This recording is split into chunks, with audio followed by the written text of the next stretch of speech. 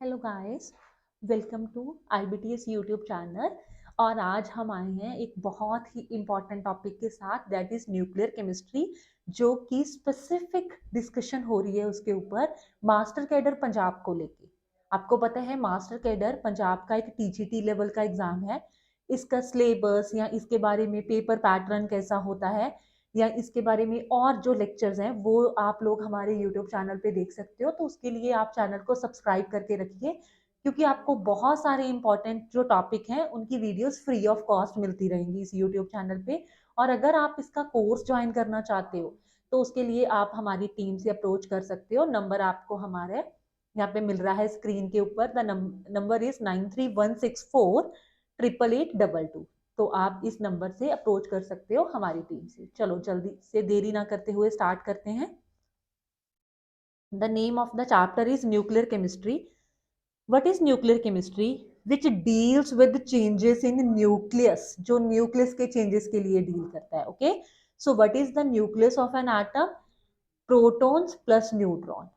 ठीक है, proton plus neutron का क्या है? कॉम्बिनेशन। न्यूक्लियस के बीच में, न्यूक्लियस किससे बना होता है? वो प्रोटॉन प्लस न्यूट्रॉन से बना होता है, जिसमें से प्रोटॉन पॉजिटिवली चार्ज होते हैं and neutrons having no charge. Okay, what is atomic number? Atomic number होता है जो हमें नंबर ऑफ प्रोटॉन्स के बारे में बताता है, और मास नंबर होता है किसी भी एलिमेंट का जो सम ऑफ प्रोटॉन्स एंड न्यूट्रॉन्स बताता है।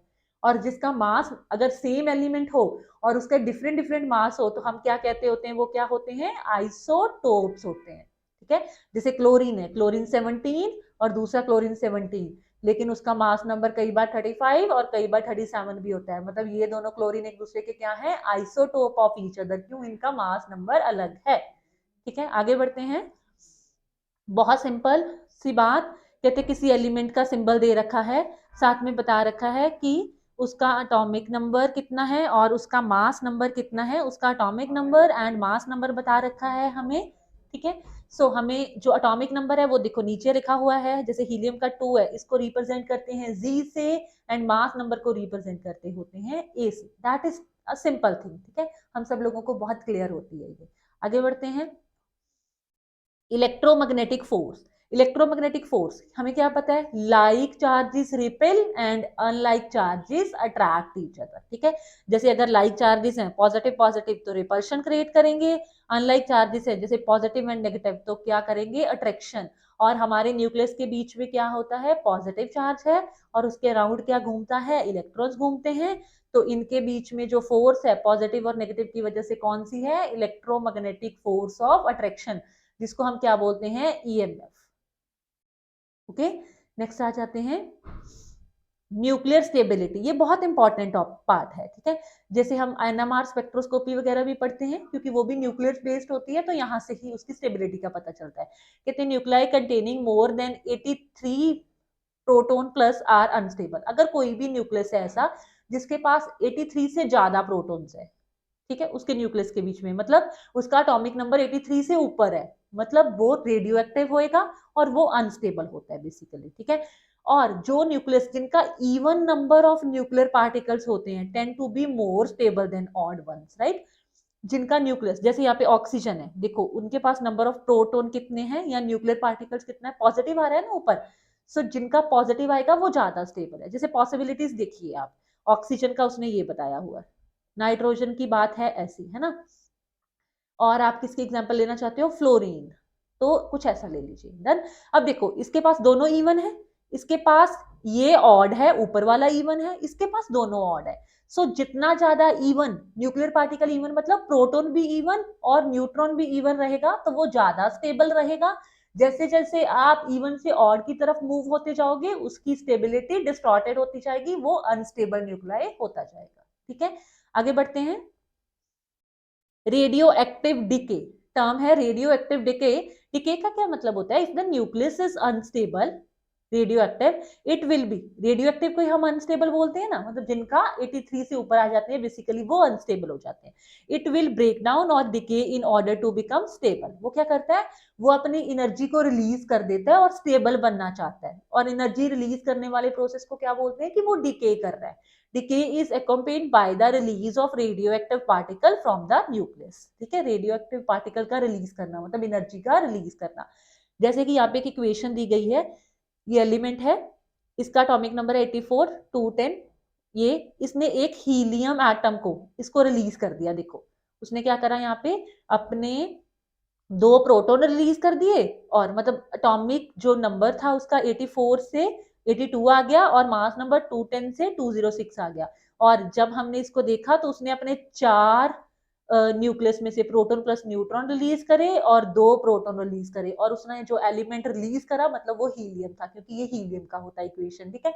इस तरह से वो रिलीज करके कोई एक स्पेसिफिक तरह की रेडिएशंस दे सकते हैं, और वो रेडिएशंस किस तरह की हो सकती है, या तो अल्फा या बीटा या गामा, मतलब डिके 3 तरह के हो सकते हैं, अल्फा बीटा एंड गामा, जो हमारे सिलेबस में बहुत इंपॉर्टेंस रखते हैं।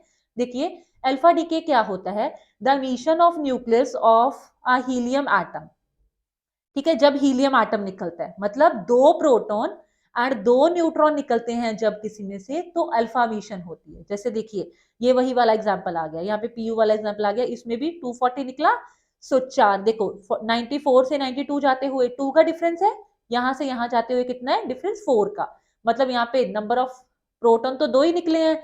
और ये क्या होता है, ये होता है प्रोटॉन प्लस न्यूट्रॉन, प्रोटॉन 2 है तो न्यूट्रॉन कितने हो गए, 4 - 2 2 ना, सो चेंज कितना आया, 2 प्रोटॉन का और 2 न्यूट्रॉन का चेंज आ जाए, सो जो निकलता है मतलब क्या निकलता है, हमेशा हीलियम एटम रिलीज होता है, सो उसको क्या बोलते हैं, अल्फा पार्टिकल। देखो जैसे टूटा और अल्फा पार्टिकल निकला, okay. Can not stopped by a sheet of paper, it is harmful only if ingested, अगर इसको खा लिया जाए तो ये इंजेस्टेड है, वैसे मतलब इट्स हार्मफुल, अदरवाइज नहीं, ठीक है। What are the charge on alpha particles, कौन सा चार्ज होएगा, पॉजिटिव, क्यों, क्योंकि 2 प्रोटॉन पॉजिटिव है, एक तो न्यूट्रॉन है, neutrons are neutral charge having no charge, so positive charge होएगा, ओके। नेक्स्ट आ जाइए beta, the emission of an electron from the breaking part of a neutron into proton and electron। देखो क्या बोला उसने, the emission of electron from the breaking part of a neutron, neutron के breaking part में से into proton and electron, these are the beta particles called negatively, right। देखो क्या है, अगर आप यहां से बात करो तो देर इज नो चेंज, यहां से कोई चेंज नहीं आ रहा, चेंज कहां से आ रहा है, यहां से, अब 88 से 89 जा रहा है, अब मतलब समझिए आप इसका क्या है, यहां से वो इधर जा रहा है, दैट मीन्स कि अगर ऊपर कोई चेंज नहीं आ रहा, ऊपर क्या है, ऊपर प्रोटॉन प्लस न्यूट्रॉन है ना, अगर ऊपर कोई चेंज नहीं आ रहा है तो नीचे जो बढ़ रहे हैं वो प्रोटॉन तो नहीं बढ़ रहे, क्योंकि इधर प्रोटॉन 88, अगर इधर प्रोटॉन 89 हो रहे हैं तो मतलब यहाँ पे तो फिर 2 to 9 होना चाहिए था ना, मतलब प्रोटॉन नहीं बढ़ रहे हैं, तो फिर क्या बढ़ रहे हैं, इलेक्ट्रॉन्स, क्योंकि एक न्यूट्रल एटम के बीच में प्रोटॉन्स एंड न्यूट्रॉन एक जितने ही होते हैं, मतलब जो अटॉमिक नंबर होता है ना जिसको मैंने जी बोला, उसमें जितने प्रोटॉन होते हैं उतने उतने ही इलेक्ट्रॉन होते हैं, तो मतलब क्या बढ़ रहा है, एक इलेक्ट्रॉन। सो इस साइड पे क्या है, इस साइड से अगर एक इलेक्ट्रॉन को माइनस करें, -1 चार्ज, तो इधर वाला बन रहा है ना, तो इस साइड से हमने, तो जो इसकी वजह से रेडिएशन आती है वो बीटा डिके होता है, और वो क्या होती है, negatively charge, okay. Can be stopped by a sheet of lead, is harmful to all living tissues, के लिए ये क्या है, हार्मफुल है।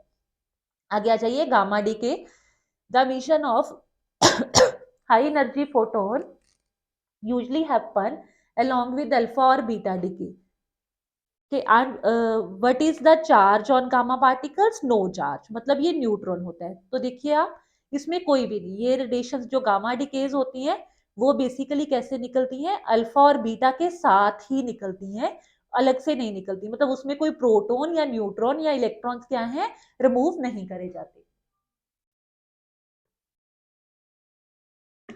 सो इसमें ऐसे कोई चेंजेस नहीं आते हैं, और आपको याद रखना है कि गामा रेडिएशंस जो होती हैं वो हाई एनर्जी इलेक्ट्रोमैग्नेटिक वेव्स होती हैं, ठीक है।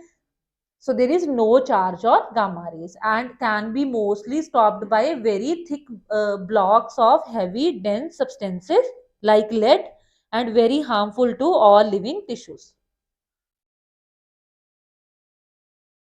एक और देखिए होती हैं पॉस्ट्रियन एमिशंस, ओके, इनको बीटा प्लस बोला जाता है, जो हमने पीछे था ना, देखो उसमें नेगेटिव चार्ज आया था तो वो बीटा माइनस था, यहाँ पे देखो ये इस तरह से भी होता है। अब यहाँ पे क्या हो रहा है, एक एक इलेक्ट्रॉन, उसमें क्या हुआ था, एक इलेक्ट्रॉन उसने क्या करा था, बड़ा था ना, मतलब उसने एक इलेक्ट्रॉन क्या करा था, गेन, यहाँ पे वो एक इलेक्ट्रॉन लूज, मतलब देखो +1 चार्ज भी आ सकता है, 91 में इधर एक प्लस ऐड करेगा तो ये, तो ये क्या हो सकता है, पॉजिटिव एमिशन भी हो सकता है। Low energy emission can be stopped bye sheet of aluminium foil, ये लो एनर्जी होते हैं एल्यूमिनियम फॉइल की। ये प्लस बीटा प्लस डिके है, और वो जो पहले हमने पढ़ी थी वो क्या थी, बीटा माइनस थी, right. 4 type of decay summary, क्या क्या पढ़ा हमने, अल्फा, बीटा माइनस, गामा और बीटा पॉजिटिव, ठीक है। और इलेक्ट्रॉन कैप्चर होती है जिसको एक्सरे बोलते हैं, इसमें सेम ही रहता है, कोई चेंज नहीं, मतलब मास, मतलब ए का वैल्यू, और यहाँ पे क्या है, जी का वैल्यू। ए का नंबर यहाँ पे 4 से बढ़ता है, यहाँ पे कोई फर्क नहीं पड़ता, लेकिन इसका फिर इसका इंक्रीज होता है बाय 1, सेम रहता है, डिक्रीज बाय 1, इसका भी डिक्रीज बाय 1 होता है इलेक्ट्रॉन कैप्चर में। इलेक्ट्रॉन कैप्चर मतलब एक इलेक्ट्रॉन को गेन करना, ठीक है। सो गेन करना तो मतलब हमने अभी अभी एग्जांपल करा है, डिक्रीज बाय 1 ही होता है। When too many neutrons alpha and beta decay decrease neutron number. देखो अगर न्यूट्रॉन कहाँ बहुत ज्यादा न्यूट्रॉन होंगे किसी के बीच में, तो वहां पे अल्फा एंड बीटा डिके क्या करेगा, न्यूट्रॉन नंबर उनका डिक्रीज हो जाएगा। एंड टू लिटल न्यूट्रॉन, अगर बहुत कम है तो पोस्ट्रॉन एमिशन और electron capture increase neutron number, याद रखना है। इसमें अल्फा एंड बीटा जो डिके हैं वो न्यूट्रॉन को डिक्रीज कर देंगे, इसमें पोस्ट्रॉन एमिशन और इलेक्ट्रॉन कैप्चर है जो वो इंक्रीज कर देंगे किसको, न्यूट्रॉन नंबर को। Decay sequence. Many radioactive isotopes that undergo decay will decay into elements that are themselves radioactive, called decay chain. देखो जैसे एक है, उसकी अल्फा मिशन हुई, देखो वो इससे इसमें टूट गया, फिर बीटा नेगेटिव हुई, इसमें टूट गया, वो कई बार ना आगे आगे टूट के भी रेडियो एक्टिव एलिमेंट्स ही देते रहते हैं, और वो रेडियो एक्टिव एलिमेंट्स आगे आगे और टूटते रहते हैं, तो इसको बोल देते हैं डिके सीक्वेंस। ये तब तक चलती रहती है जब तक एक स्टेबल न्यूक्लियस नहीं आ जाता, मतलब एक स्टेबल एलिमेंट नहीं आ जाता, ओके। आगे देखते हैं nuclear bombardment. When stable nuclei are converted into radioactive nucleus by bombarding the stable nucleus with either, ठीक है। अब यहाँ पे क्या है, यहाँ पे एक स्टेबल न्यूक्लियाई है, उसका हमने रेडियो एक्टिव न्यूक्लियस बनाना है। रेडियो एक्टिव क्यों बनाना है, जरूरत क्या है ना, स्टेबिलिटी से अनस्टेबिलिटी, क्योंकि हमें कई बार अल्फा बीटा रेडिएशन की जरूरत होती है, सो उसके लिए। जैसे अ न्यूट्रॉन एग्जाम्पल बोरोन का दिया हुआ है, उसमें उसने 1 0 ये ऐड करा, तो देखो ये बन गया, और ये चार्ज पार्टिकल अगर बनाना हो, जैसे उसने यहाँ पे क्या करा, हीलियम ऐड करा इसमें, तो कार्बन बन गया, और यहाँ पे एक पार्टिकल न्यूट्रॉन बाहर आ गया, ठीक है। Use to make cancer treatment medication and use to make diagnostic medication, मतलब मेडिसिन लाइन में ज्यादा यूज होते हैं न्यूक्लियर बम्बार्डमेंट, राइट। आगे देखते हैं radioactive half life. The time is take for half of a sample of a radioactive element to decay. जैसे uranium की हाफ लाइफ कितनी होती है, ये मतलब वो एक आधा डिके होने में कितना टाइम लेता है, ये कार्बन 14 का इतनी होती है, बिस्मथ की इतनी होती है, और पोलोनियम 214 का होता है इतने सेकेंड्स। देखो सेकेंड कुछ की ईयर्स होती है, कुछ की डेज होती है, डिपेंड। न्यूक्लियर रिएक्शन, दो तरह की न्यूक्लियर रिएक्शन होती हैं, और दोनों बहुत ही large amount of energy produce करती हैं, which is equal to E M C square, Einstein की इक्वेशन के अकॉर्डिंग, है ना। M is mass and C is speed of light. So जो दो बहुत ही इंपॉर्टेंट रिएक्शंस होती हैं, होती क्या है, फीजन एंड फ्यूजन। फीजन क्या होता है, splitting of an atom into smaller parts. Fusion क्या होता है, the joining of two small nuclei to produce one large nucleus. Fission देखो, फ्यूजन है एक न्यूक्लियस का टूटना, जैसे एक मान लो दो में टूट गया। फ्यूजन का है दो या दो से ज्यादा का जुड़ के एक बनाना। फ्यूज करना मतलब बड़ा बनाना, फ्यूजन करना मतलब टूट के छोटे पे आना। बहुत सिंपल सी डेफिनेशन है ना। आगे बढ़ते हैं। Fusion usually caused by neutron bombardment of a large nucleus causing the nucleus or to split into two smaller nuclei and some single neutrons। पीछे न्यूट्रॉन्स निकल रहे थे ना बॉम्बार्डमेंट में, हमने पीछे अभी देखा, तो कुछ न्यूट्रॉन्स भी निकल आते हैं, जैसे यहाँ पे देखो निकला है ना, तो कुछ सिंगल न्यूट्रॉन्स निकल आते हैं, right. The resulting piece fly into other nuclei causing them to split as well. Chain reaction चलती रहती है, मतलब जो दो बने दो आगे आगे टूटेंगे, फिर आगे टूटेंगे, फिर आगे टूटेंगे, इस तरह से आगे आगे चेन रिएक्शन चलता रहता है, ओके। देखिए जैसे फ्यूजन, कोई भी न्यूट्रॉन है वो आगे टूटा, देखो फिर आगे आगे वो टूट रहे हैं, फिर आगे देखो कितना ये छोटे छोटे न्यूट्रॉन्स दे रहे हैं और कुछ स्पेसिफिक एलिमेंट्स दे रहे हैं। इस तरह से फ्यूजन का रिएक्शन क्या रहता है, चलता रहता है। न्यूक्लियर इक्वेशन फॉर फ्यूजन, देखिए कोई भी एलिमेंट था, देखो उसमें हमने एक नॉर्मल कोई भी रेडिएशन ऐड करी बम्बार्डमेंट में जो करते हैं, तो उससे क्या हो गया, यहाँ पे रेबिडियम बन गया, सीजियम 2 एलिमेंट निकले और कुछ न्यूट्रॉन्स बाहर निकले। क्या हो रहा है, फ्यूजन हो रहा है।